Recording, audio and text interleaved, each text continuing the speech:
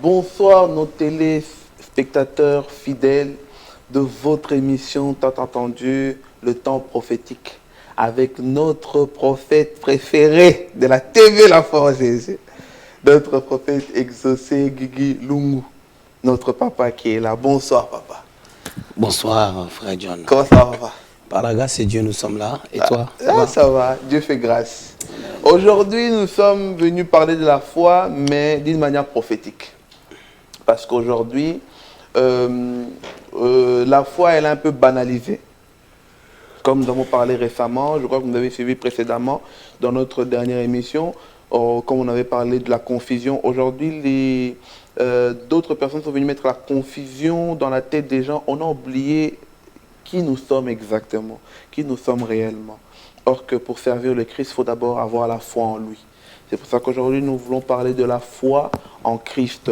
La foi en Jésus, comme notre TV le dit si bien, avoir la foi sur la bonne personne. Parce qu'aujourd'hui, on a tendance à avoir la foi sur un tel, on oublie que la foi se repose en Christ. C'est pour cela que nous allons commencer avec notre papa.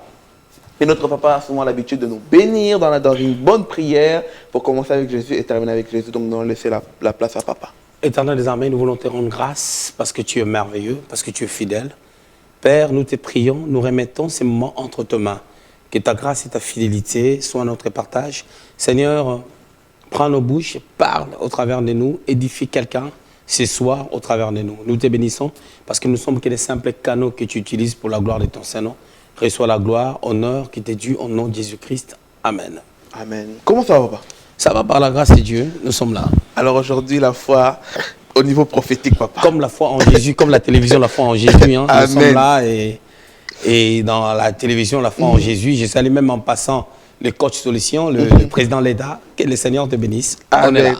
Amen. Papa, pour commencer, pour bien commencer, pour mettre tout le monde dans le bain, est-ce qu'on veut juste nous définir la foi en fait? Ok.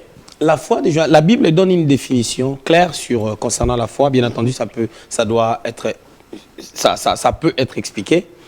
Dans Hébreux chapitre 11, au verset 1er, la Bible déclare « Or la foi est une ferme assurance des choses qu'on espère, une démonstration de celles qu'on ne voit pas. » C'est-à-dire, dans les textes originaux, on parle de maintenant la foi. En anglais, on dit now, de fait, c'est-à-dire maintenant la foi. Maintenant la foi. Maintenant la foi, c'est-à-dire hormis toutes les réalités, hormis tous les désagréments, les désespoirs qui accablent les gens, hormis tout ce que les gens pouvaient dire, la foi est une ferme assurance, c'est-à-dire une ferme certitude qu'on a sur des choses qu'on désire avoir. Tout à fait. Mais la pensée qu'on a dans le cœur de pouvoir obtenir ces choses n'aura de l'impact que lorsqu'elle est démontrée. Et je peux bien l'illustrer dans la parole de Dieu. Nous parlons d'Abraham qui a eu foi en Dieu et Dieu lui a imputé la justice. Avant même la dispensation de la grâce, Abraham eut foi en Dieu et cette foi a été démarquée. Comment? Dans Genèse au chapitre 12, la Bible déclare, Dieu dit à Abraham 3 choses essentielles. Sépare-toi avec ta famille, quitte les territoires où il était et installe-toi là où je t'indiquerai. C'est un acte de foi. C'est-à-dire Abraham a entendu Dieu et il a posé l'acte en se déplaçant. Dieu dit à Abraham, prends ton fils Isaac, dans Genèse au chapitre 22, va les sacrifier dans une montagne que je t'indiquerai. Déjà la montagne n'était pas connue, mais Abraham espérait qu'il y a un Dieu vivant qui me parle. Il a pris Isaac, il l'a amené.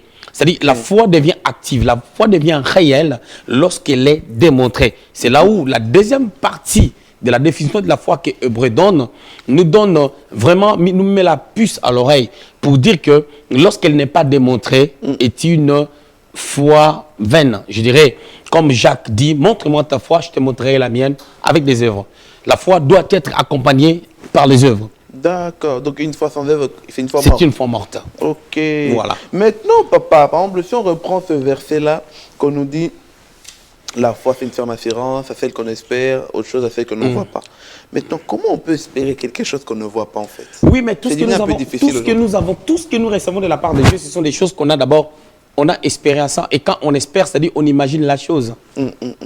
On imagine pouvoir posséder la chose. C'est ça l'espérance. En fait, l'espérance, c'est quelque chose qui accompagne la foi.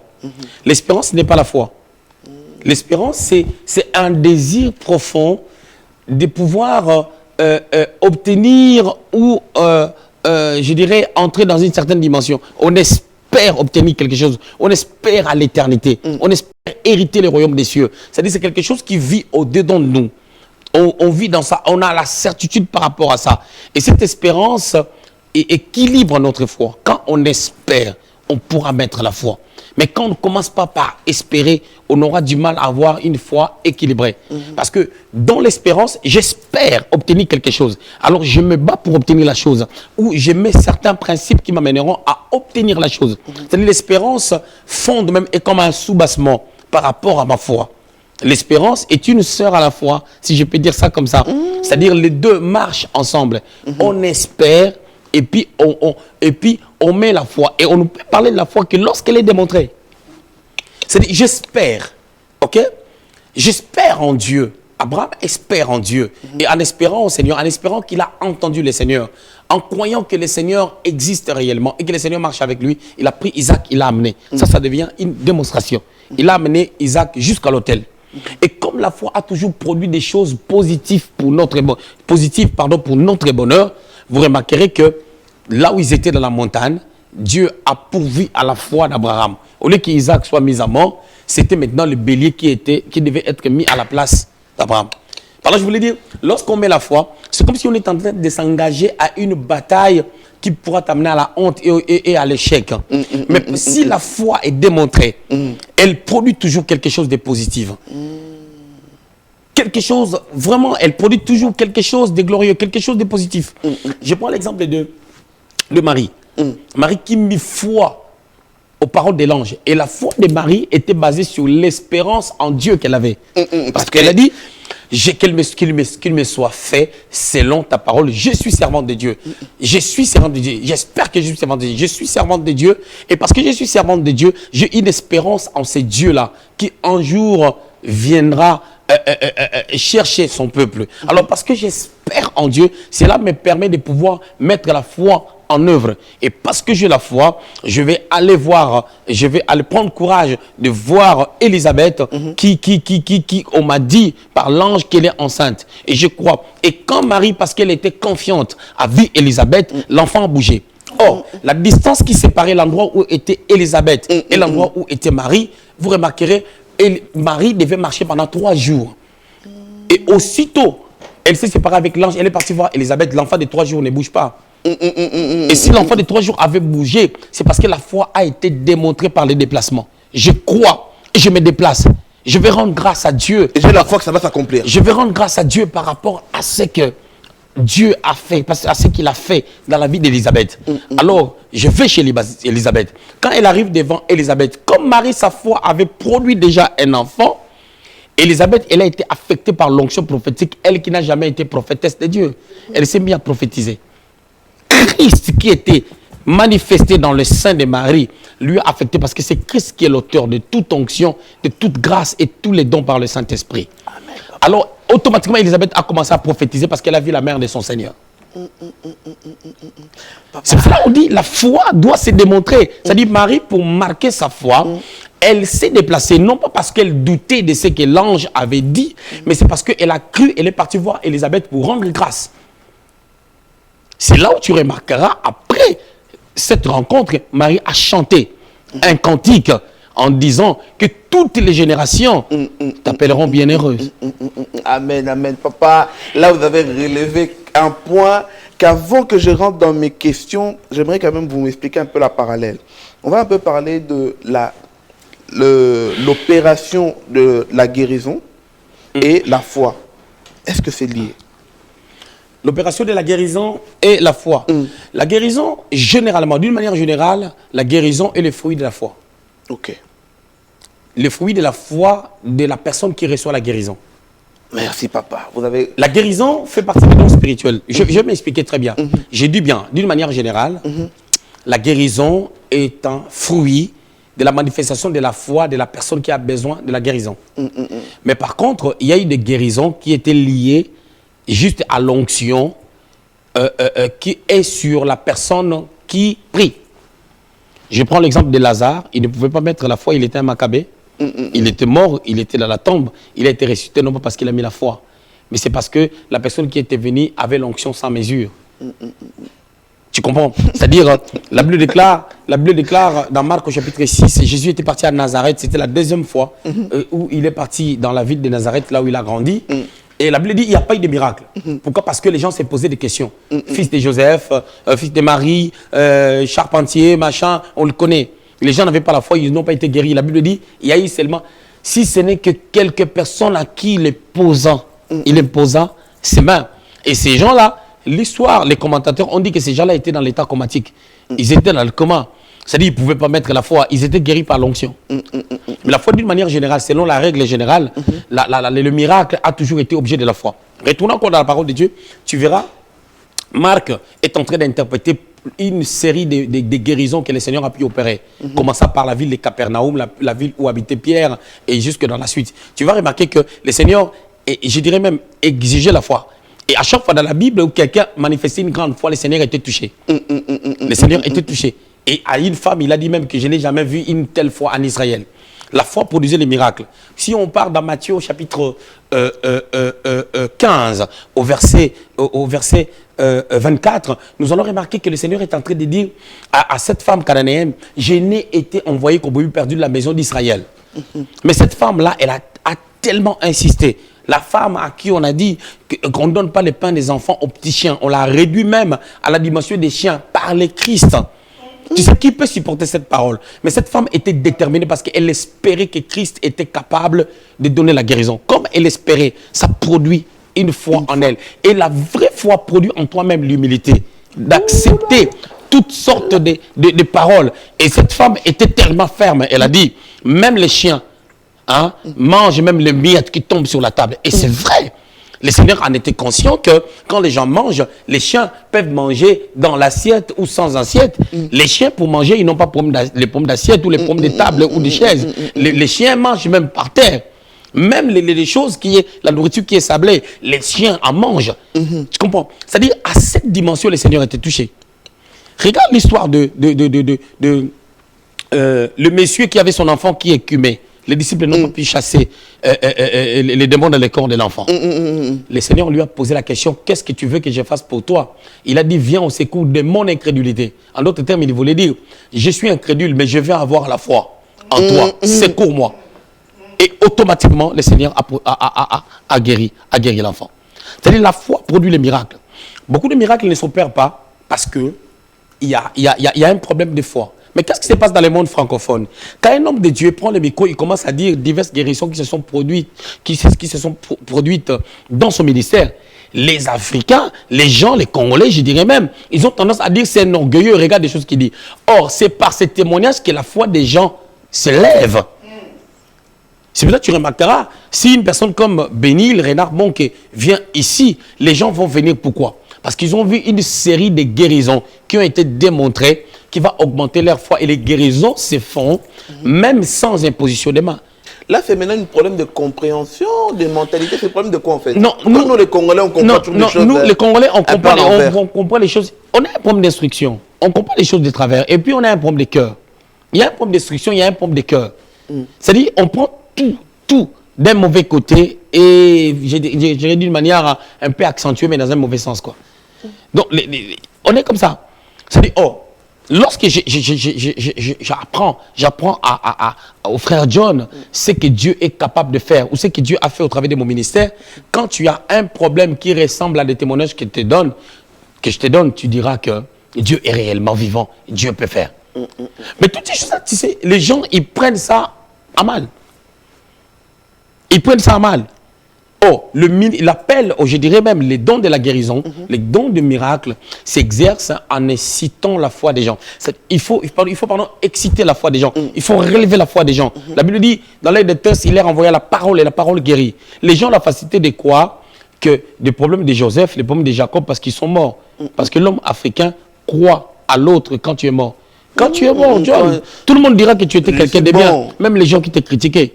Bizarre, bon, c'est bizarre. J'ai vu des gens qui sont morts, même des mauvaises personnes. On dit qu'ils étaient bons. Moi, même si tu meurs, si tu étais mauvais, tu étais mauvais. Hein. Ah oui, ça ne change rien. Ça ne change rien. Mais ça, c'est la mentalité purement africaine, quoi. Et surtout, papa, il y a quelque chose, une autre mentalité qu'on a aujourd'hui. Comme vous êtes quand même un homme de Dieu, on voit vos miracles qui sont attestés. Christ a dit que vous ferez plus que moi. Mais aujourd'hui, quand on fait des miracles, direct rentrer des sorciers. Pourquoi? Oh, mais moi, j'ai entendu quelqu'un, quand je donne même des témoignages sur ce que Dieu a fait, machin, quelqu'un, il n'y a pas longtemps, quelqu'un m'a écrit en me disant que je parle trop de moi dans mes messages, quoi. Mais pourquoi? Je me dis, il y a un problème. C'est-à-dire, moi, j'ai des choses, des fois, que le Seigneur a fait, que je n'ai même pas voulu témoigner parce qu'il y a certaines choses que le Seigneur fait, les gens ne croient même pas. Pourquoi? Parce que les gens sont tellement limités. Les gens sont limités, les gens ne croient plus parce qu'eux, ils ont échoué, ils croient que tout le monde va échouer. Tu sais, les échecs personnels, si tu n'es pas prudent, ça peut t'amener à ne plus croire à l'existence de Dieu, à la grandeur de Dieu, au Dieu qui est capable de changer une situation quelconque. C'est ça le problème que nous avons. Donc les chrétiens de notre communauté ont du mal à expérimenter le au-delà de Dieu, en fait, on dirait. Bon, en fait, certaines personnes, pas tout le monde, mais certaines personnes. Certaines personnes. Tu sais, au jour d'aujourd'hui, hein, quand tu pars même dans des programmes, les gens ne réalisent plus même la grandeur, la bonté du Seigneur. Tu sais qu'il n'y a plus de gens qui passent devant pour recevoir Christ dans des croisades.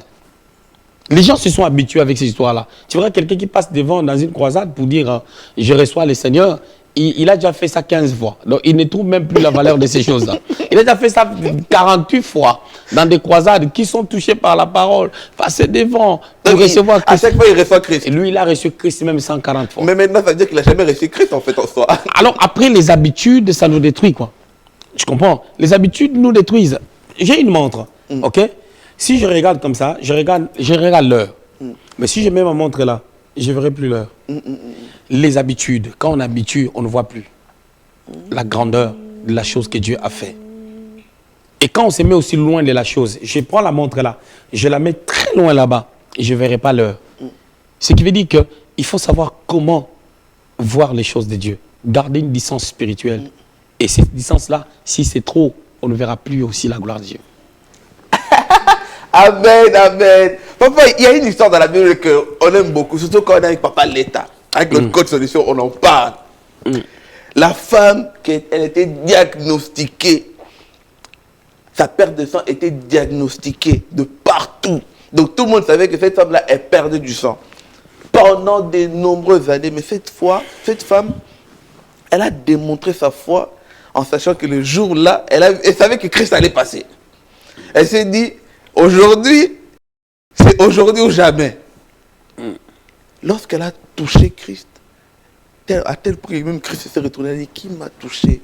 J'ai senti quelque chose sortir de... Est-ce que vous pouvez un peu nous expliquer la dimension prophétique de cette foi-là? Si je peux bien parler, la démonstration de la foi, c'est la faiblesse de Dieu. Écoute, la Bible dit dans Hébreu, Dieu est le consommateur de notre foi. En d'autres termes, il mange notre foi. Ce qui veut dire que si tu pars dans un restaurant, tu manges, après avoir fini de manger, tu es redevable au restaurant, non? Tout à fait. Tu dois payer leurs factures. Alors quand nous manifestons la foi, Dieu consomme notre foi, il sent que c'est comme s'il doit payer une facture. Hein? C'est une image, hein? C'est figuré. Une très belle parallèle, papa. Et c'est comme si Dieu se sent obligé de nous donner ce qu'on a besoin.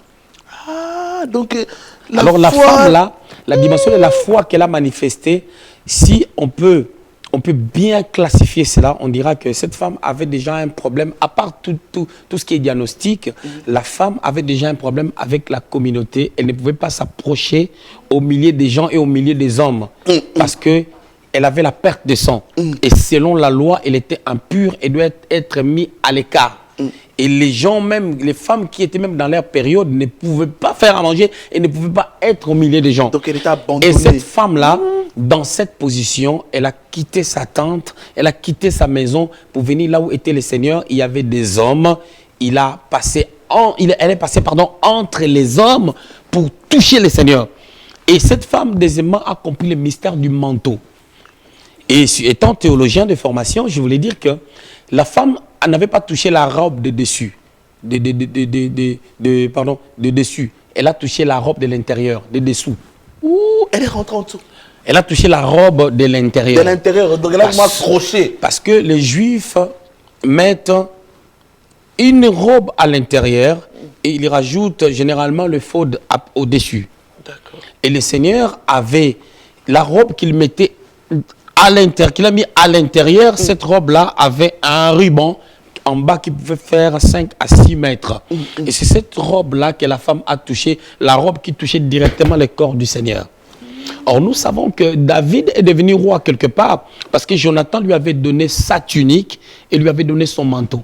Si Jonathan avait donné seulement le manteau à David, David allait manquer la tunique.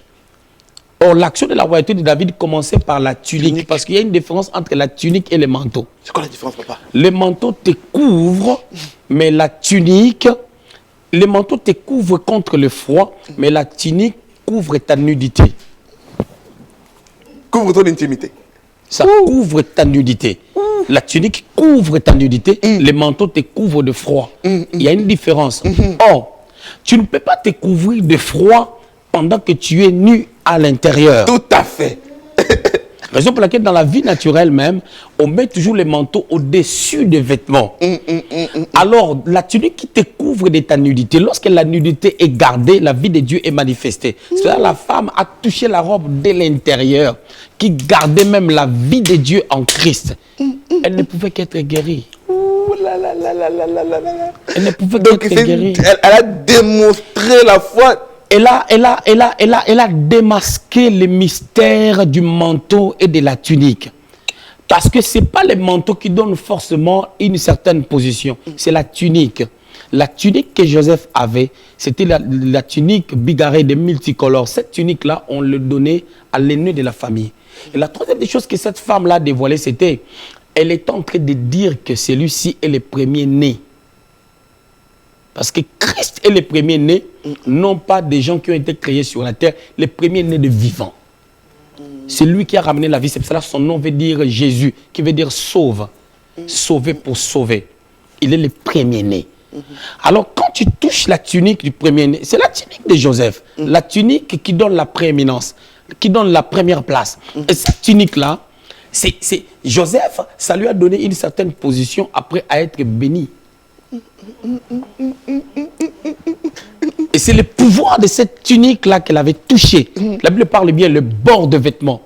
Et quand on parle de bord, on est en train de parler de cette tunique de l'intérieur qui avait un ruban en bas. Et ça se voyait parce que la robe de dessus était un peu courte. Mais vous avez développé très bien. Mais dans la réponse du Christ, qu'elle a dit, qui m'a touché?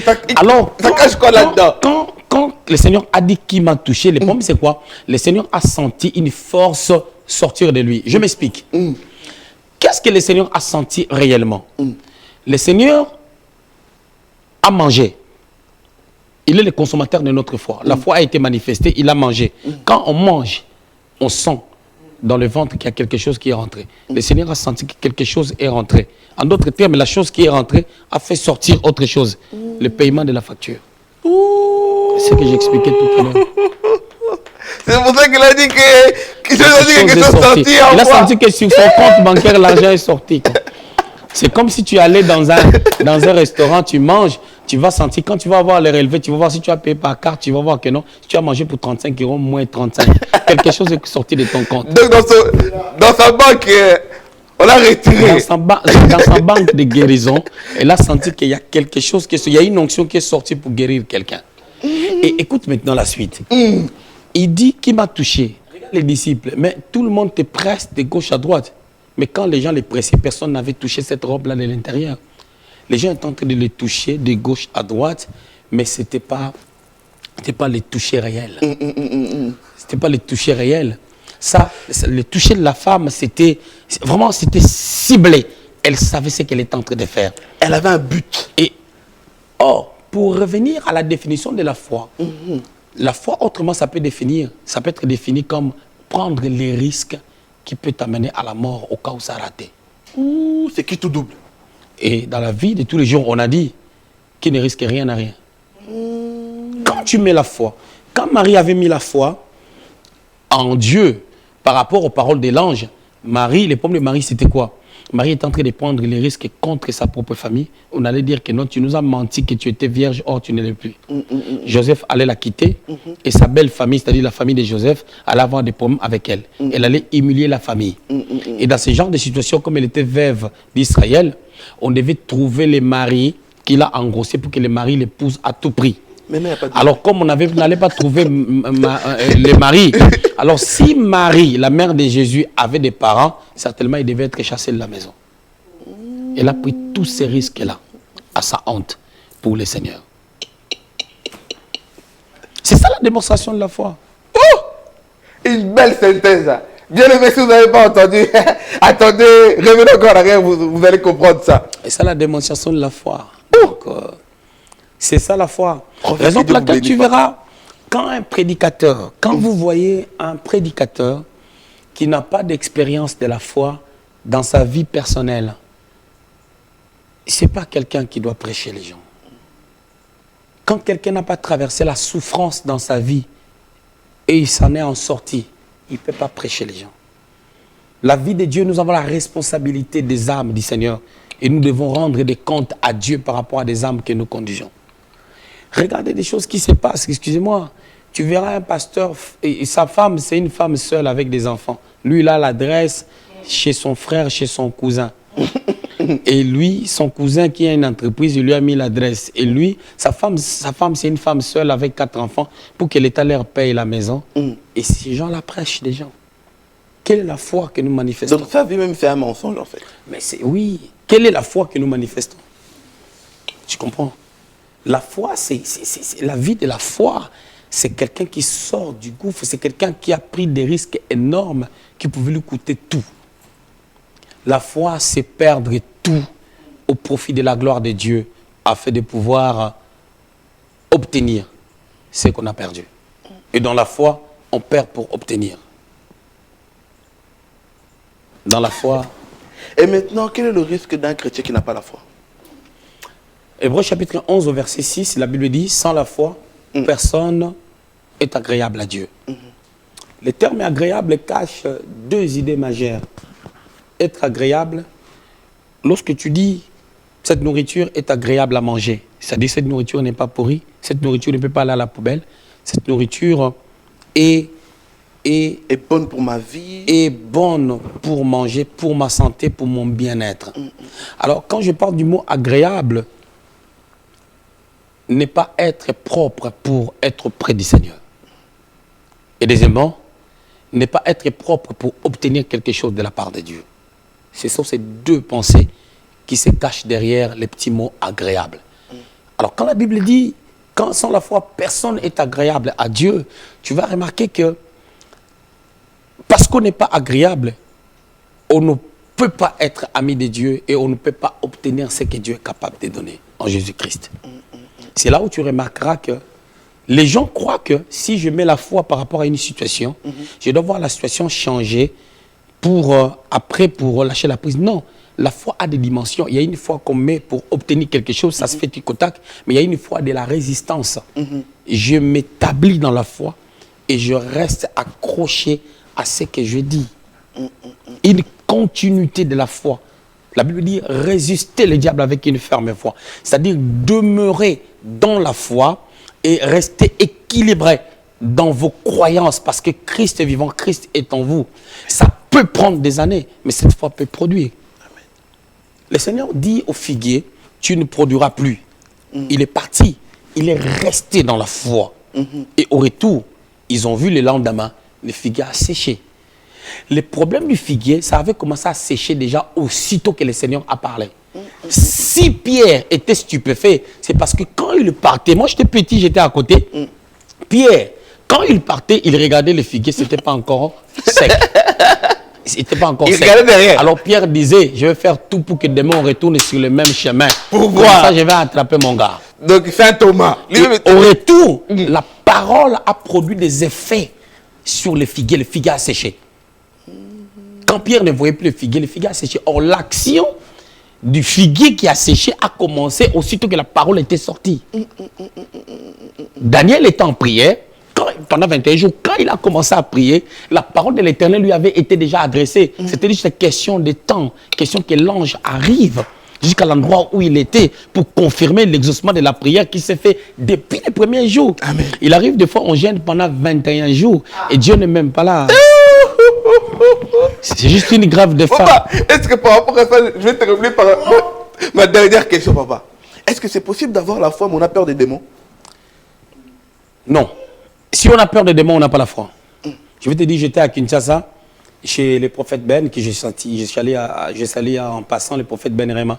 J'ai travaillé dans son église, il y avait un enfant paralytique qui a marché, je n'avais pas gêné. Déjà, j'avais un peu mal à l'estomac, et comment je vais gêner? Mais l'enfant paralytique a marché. Dieu, pour faire des miracles, n'a pas besoin de mon jeune. Il répond, il fait. Il a fait de nous des canals. C'est Dieu qui agit. Quand tu commences à croire que c'est toi qui agis, c'est là où tu vas faire des jeunes croyant que le Seigneur va agir.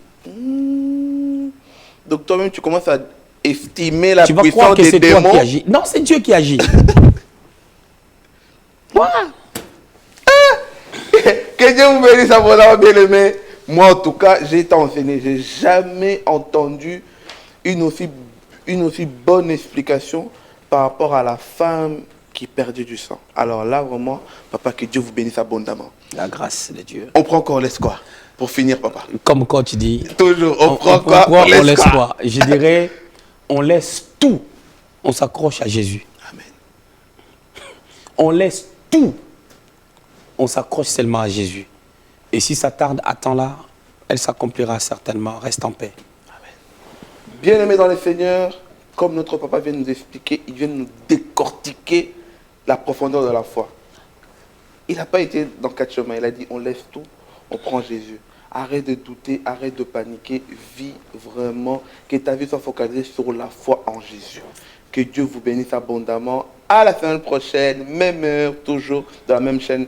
Tous les vendredis à 19 h dans votre émission préférée, le temps prophétique.